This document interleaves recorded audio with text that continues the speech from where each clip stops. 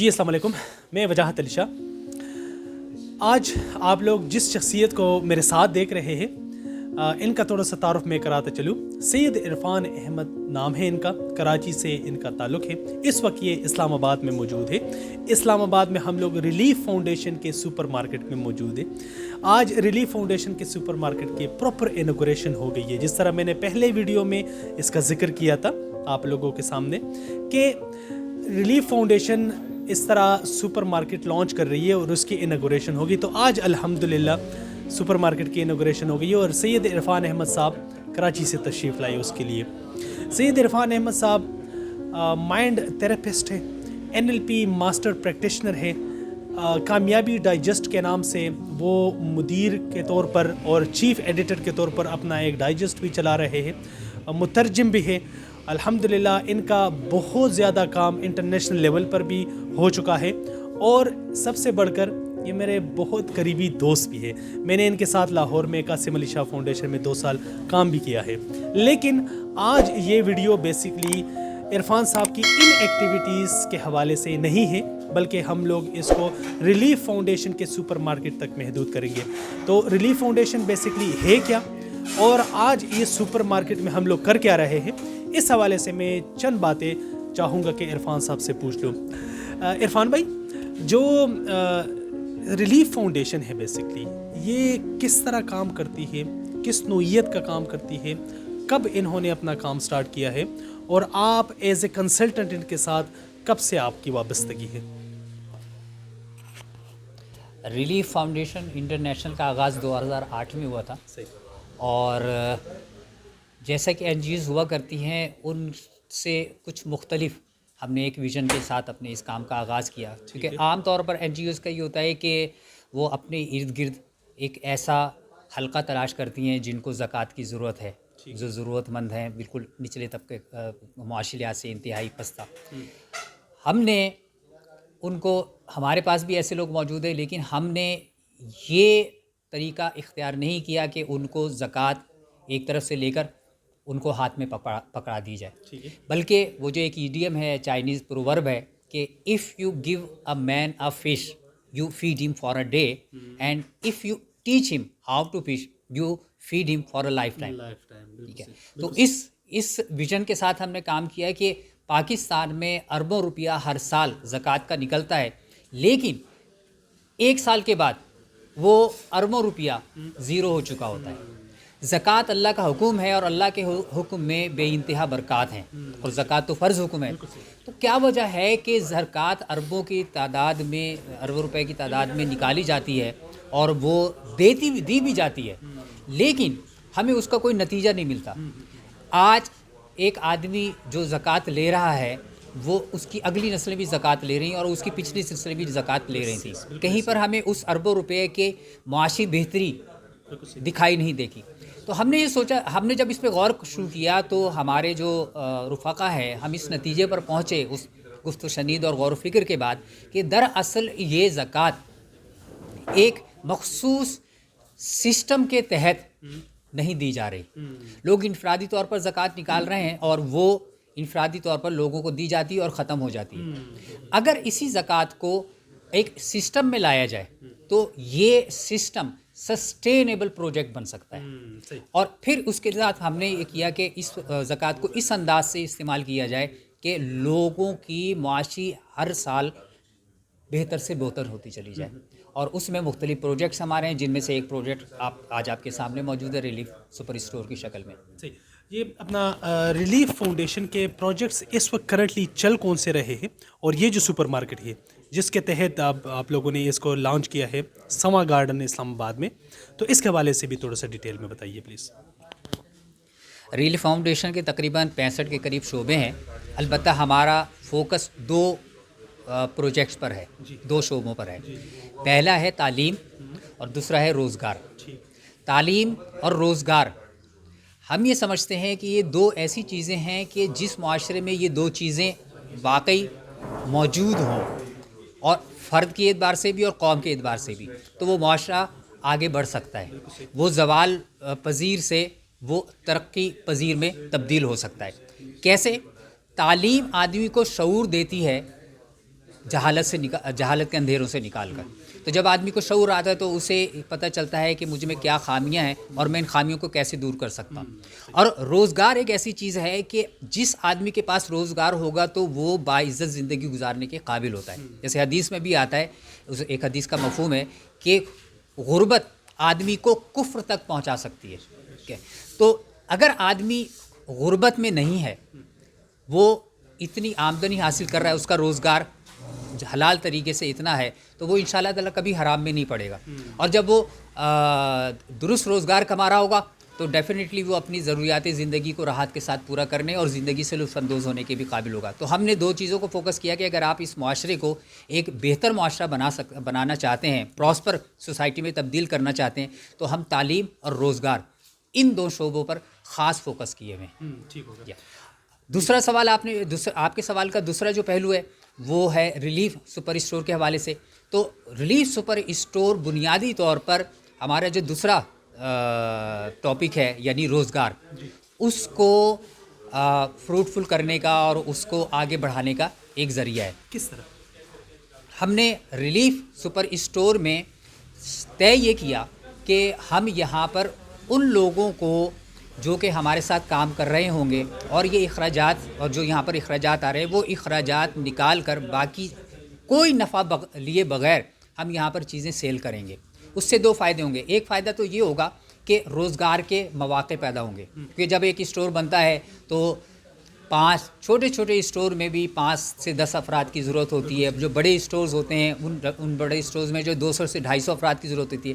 تو اگر یہ معاشی سرگرمی بڑھتی ہے تو جیسے جیسے یہ سرگرمی بڑھے گی اسی طریقے سے روزگار کے مواقع پیدا ہوں گے. یہی وجہ ہے کہ ہر حکومت پوری دنیا میں کہیں پر بھی ہو وہ کاروبار کو اہمیت دیتی ہے اور زیادہ سے زیادہ لوگوں کو ترغیب دی جاتی ہے کہ وہ کاروبار کریں. پاکستان میں بھی اسٹارٹ اپ کے نام سے, انٹرپرینورشپ کے حوالے سے, فری لانسنگ کے حوالے سے گزشتہ 3 سال میں موجودہ حکومت نے بھی اس طرف خاصی توجہ دلائی اور پوری دنیا میں کام ہو رہا ہے, خاص طور پر کووڈ کے بعد سے. ریلیف سپر اسٹور بھی اسی طریقے سے جو گاہے گاہے پاکستان کے چھوٹے بڑے شہروں میں مختلف اسٹورز بنانے کا ارادہ رکھتی ہے اور کام اس پہ الحمدللہ شروع ہو چکا ہے. تو جب یہ اسٹورز قائم ہوں گے تو روزگار کے مواقع پیدا ہوں گے. اس کا مطلب یہ کہ بے روزگاری کم ہوگی. ٹھیک ہے, روزگار کے مواقع ہوں گے, بے روزگاری کم ہوگی, اور جب بے روزگاری کم ہوگی تو آپ معاشرے میں معاشی بہتری لانے کا ذریعہ بن سکیں گے. اچھا, ابھی آپ نے انوگریشن سپیچ میں اپنا ایک ذکر کیا کہ آپ یہاں پر ملازم آپ کو نہیں چاہیے, آپ کو ورکنگ پارٹنرز چاہیے. کیا مطلب تھا اس کا؟ عام طور پہ ملازمانہ سوچ سے ہوتا یہ ہے کہ آدمی کہتا ہے کہ یار میں جتنی یہاں پر محنت کروں گا کم یا زیادہ مجھے وہی تنخواہ ملنی ہے. اس ملازمانہ مائنڈ سیٹ کی وجہ سے آدمی محنت کرنے کے لیے تیار نہیں ہوتا, اور یہ پاکستان میں بہت عام ٹرینڈ ہے. ہم نے یہ طے کیا کہ یہاں پر جو ہمارے ساتھ لوگ کام کر رہے ہوں گے وہ ملازمانہ سوچ کے ساتھ کام کرنے نہ آئیں, بلکہ ہم انہیں اپنے ورکنگ پارٹنر کی حیثیت سے ان کو یہاں پر کام دیں گے.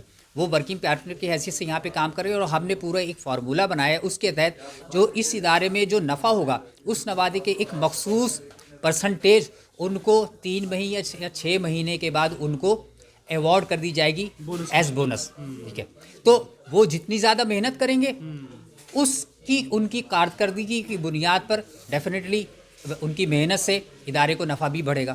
زیادہ محنت کریں گے زیادہ نفع ہوگا, تو زیادہ نفع ہونے سے یہ ہوگا کہ ان کا بونس بھی بڑھے گا. تو صرف تنخواہ پر ہم نے ان کو نہیں رکھا, وہ ساتھ ساتھ بونس بھی اپنی محنت کی بنیاد پر لینے کے قابل ہوں گے. اچھا, اس ریلیف فاؤنڈیشن کے اسٹور میں اور عام جو ڈپارٹمنٹ اسٹور ہوتے ہیں فرق کیا ہے اس میں؟ سب سے بڑا فرق یہ ہے کہ یہ اسٹور صرف بنیادی اخراجات نکال کر, وہ بنیادی اخراجات میں یوٹیلیٹی بلز ہیں, تنخواہیں ہیں, اور ہم جو یہ سارا سامان خرید رہے ہیں, رینٹ وغیرہ ہے, یہ سارے اخراجات نکالنے کے بعد جتنی بھی اضافی ہم کوئی نفع نہیں رہ رہے. ٹھیک ہے, بلکہ اچھا دوسرے اسٹورز میں یہ ہوتا ہے کہ یہ سارے اخراجات تو ڈیفینیٹلی نکالے ہی جاتے ہیں, لیکن اضافی نفع بھی لے جاتا ہے, کیونکہ اس ادارے کا مالک, اس اسٹور کا مالک اپنے گھر کو چلا رہا ہوتا ہے, بلکہ بہت خاصا نفع لے رہا ہوتا ہے, جس کی وجہ سے وہ اس کے اثاثے ملٹی پلائی ہو رہے ہوتے ہیں. جبکہ ریلیف اسٹور میں جتنے لوگ یہاں پر جو کام کرنے والے موجود ہیں یا جو پیچھے سیٹ اپ ہے, اس کو کسی فرد کی جیب میں اس کا نفع نہیں جا رہا, وہ ادارے کی جیب میں جا رہا ہے، اور وہ ادارہ بھی کون سا ہے؟ جو کہ ایک این جی او ہے، رجسٹرڈ ہے SCCP کے تحت. وہ اس کو دیکھنے کے لیے پوری ایک ٹیم بورڈ موجود ہے جو اس کی نگرانی کرتا ہے اور تمام اس کے حسابات کو آڈٹ ہوتا ہے، اور وہ پھر چیک کرنے کے بعد وہ پابند کرتا ہے یہاں پر کام کرنے والے لوگوں کو کہ وہ آفس بیررز کو خاص طور پہ کہ وہ کوئی بھی ایسا اقدام نہیں ہونے دیں گے کہ جس کی وجہ سے کوئی ایک خاص فرد اس سے استفادہ کر رہا ہو اور باقی لوگ محروم رہیں. صحیح. اچھا عرفان بھائی، جس طرح بھی ریلیف فاؤنڈیشن مختلف طریقوں سے لوگوں کو اپنے سروسز سے مستفید کر رہی ہے، اس سپر مارکیٹ کے حوالے سے ایک تو اس کی قیمتیں عام ڈپارٹمنٹ اسٹور کے بنسبت بھی کم ہے، کیونکہ جس طرح بھی حبیب بھائی سے بھی میری بات ہو رہی تھی، وہ بتا رہے تھے کہ بیسیکلی ہم نے پروفٹ کم رکھا ہے. اصل میں قیمت مارکیٹ سے بھی ہمیں وہی پرائس پہ ملے، لیکن پروفٹ ہم نے کم رکھا ہے. بہت اچھی بات لگی مجھے. عام آدمی اگر اس کو، چونکہ ایک فاؤنڈیشن ہے، اور اگر کسی کو ریفر کرنا چاہے کہ آپ لوگ وہاں پہ چلے جائیں، تو آیا صرف یہی طریقہ ہے کہ ایک بندہ یہاں آ کر آپ لوگوں کو یہاں سے کوئی سودا وغیرہ کر سکتا ہے، شاپنگ کر سکتے، یا پھر اگر وہ کسی یہ جو ابھی آپ نے کارڈ دیکھ رہے ہیں مجھے، اس حوالے سے بھی تھوڑا سا ذکر کیجئے کہ یہ بیسکلی اس کے ذریعے سے کسٹمر کس طرح مستفید ہو سکتا ہے. یہ 1500 کا ہے اور 2000 کا ہے، یہ جو آپ لوگوں کے گفٹ واؤچر ہے یا راشن واؤچر ہے، اس کے حوالے سے بھی تھوڑا سا بتائیے پلیز. پہلی بات تو یہ کہ اگر اس کے پیچھے این جی او ریلیف پر اسٹور کو رن کر رہی ہے تو یہ غلط فہمی ذہنوں سے نکال دیں کہ شاید ہم زکوٰۃ اور صدقات پر اس کو چلا رہے ہیں. ایسا بالکل نہیں ہے. ٹھیک ہے، یہ پراپر ایک اسٹور کے انداز سے کام کر رہا ہے. صرف بنیادی فرق اس میں یہ ہے کہ اس میں نفع دوسرے اسٹورز کے مقابلے میں بہت ہی برائے نام رکھا گیا ہے اور وہ کسی فرد یا ادارے کی جیب میں نہیں جا رہا. پہلی بات، اسی وجہ سے یہاں پر رننگ کسٹمر بھی آ کر، چاہے وہ کتنا ہی مالدار ہو، وہ آ کر یہاں پر خریداری کر سکتا ہے. اور اس میں خاص طور پہ وہ مڈل کلاس طبقہ جو گزشتہ 2-2.5 سال کی شدید ترین مہنگائی کی وجہ سے متاثر ہوا ہے، اور وہ زکوٰۃ بھی نہیں لیتا. ٹھیک ہے، لیکن سفید پوشی کی وجہ سے اپنا بھرم، کیونکہ اس سے اپنا کچن تو چلانا ہے ہر آدمی کو. ٹھیک ہے، اور مہنگائی کی وجہ سے اس کا کچن بھی متاثر ہو گیا ہے آج، تو وہ یہاں پر آ کر خریداری کرے. اس کی ایک چھوٹی سی مثال دیتا ہوں کہ جس وقت ڈپارٹمنٹل اسٹورز میں آج سے 1.5-2 مہینے پہلے تک 125 سے 30 روپے چینی دستیاب تھی فی کلو، تو ریلیف اسٹور کراچی میں وہ چینی 106 روپے میں فروخت ہو رہی تھی، اور آپ 1 کلو چینی بھی وہاں سے خرید سکتے ہیں. اس میں پابندی نہیں ہے کوانٹٹی کے، جی آپ کو جو ہے کم سے کم یہ اتنی چینی لینی ہوگی. تو رننگ کسٹمر کوئی بھی ہے وہ آ کر اس سے استفادہ کر سکتا ہے. دوسری بات یہ کہ یہ جو کارڈز ہیں، ہم نے جیسے شروع میں آپ سے عرض کیا کہ آدمی کو ہم نے صرف مچھلی نہیں دینی بلکہ مچھلی پکڑنا سکھانا ہے. کووڈ کے دوران میں این جی اوز نے بہت اچھا کام کیا، مخیر حضرات نے بہت اچھا کام کیا کہ راشن لوگوں کو دیا، کیونکہ بہت بری حالت ہو گئی تھی خاص طور پر پہلے لاک ڈاؤن کے دوران میں. لیکن ہوتا یہ ہے، آپ غور کیجئے کہ ایک آدمی جو غریب ہے، جس کے گھر میں کھانے کو نہیں ہو، ویسے ہی ایک ڈپریسو اسٹیٹ میں آ چکا ہے. وہ گھر کے تاریک کمرے میں بند ہے. اب آپ کیا کر رہے ہیں کہ آپ نے 3000 یا 5000 کا راشن لے کر اس کے گھر پر پہنچا دیا. اس کے 2 نقصانات ہوتے ہیں. ثواب آپ کو مل گیا، لیکن ثواب تو آپ کا منیمم پرفارمنس لیول ہے، آپ کو تو اس سے آگے بڑھنا چاہیے. یہ خاص طور پہ ان مخیر حضرات سے میں مخاطب ہوں کہ جو صرف زکوٰۃ اور صدقات نکال دینے کو سمجھتے کہ ہم نے بڑا تیر مار لیا. ٹھیک ہے، تو اس کا کیا ہوا کہ ثواب تو یقیناً آپ کا مل گیا، لیکن 2 نقصانات ہوئے.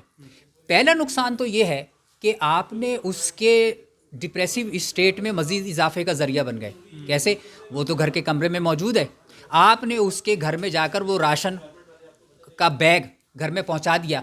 گھر سے باہر نکلنے کا ایک موقع کہ وہ باہر کی دنیا میں آتا، روشنی دیکھتا، ایک نئی دنیا اس کو نظر آتی، اس سے وہ محروم ہو گیا.